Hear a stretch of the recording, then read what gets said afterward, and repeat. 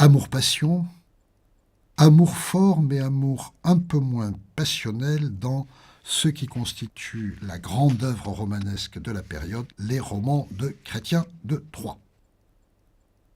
Entre 1165 et 1181, à la cour de Marie de Champagne, fille d'Aliénor d'Aquitaine, un auteur appelé Chrétien de Troyes compose un ensemble de romans où figurent notamment Érec et Énide, Le chevalier à la charrette, c'est-à-dire Lancelot, Le chevalier au lion, dont le héros est Yvain, et puis Le conte du Graal, qui est demeuré inachevé.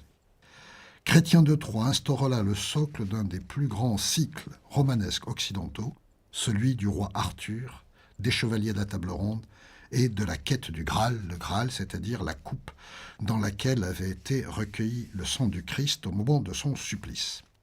Il s'agit donc ici encore de la matière de Bretagne, et on sait que Chrétien connaissait la légende de Tristan et Iseux, mais Chrétien, qui a une bonne culture antique, utilise des échos de la poésie d'Ovide et de la littérature antique. Chrétien, qui avait composé des chansons de trouvères, ajoute des éléments de lyrique courtoise. On voit ainsi se créer un univers qui rassemble tous les traits fondamentaux de l'imaginaire du temps. Et en particulier, Chrétien invente le type romanesque du chevalier en quête d'aventure qui lui permettent de donner toute sa mesure, chevalier valeureux et très croyant, dévoué à la défense des faibles et en même temps très courtois. Mais de tels chevaliers restent des féodaux, le roi Arthur est leur suzerain, non pas leur monarque. C'est pour ça que les 12, encore ce chiffre mythique, meilleurs d'entre ces chevaliers se réunissent autour d'une table qui est ronde, pour éviter toute question de préséance. Ces chevaliers sont des exemples, ils ont été bien éduqués, mais ils ne sont pas parfaits. Et entre autres, s'ils pratiquent la courtoisie, cela conduit Lancelot à devenir l'amant de l'épouse d'Arthur, la reine Guenièvre.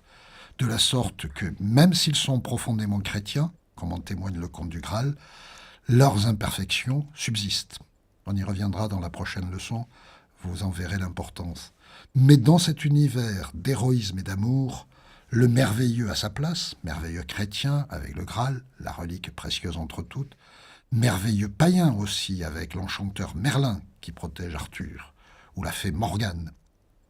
Bref, Chrétien de Troyes fait preuve d'un talent multiforme et joint l'imaginaire épique à l'univers courtois et aussi, à l'occasion, à l'humour.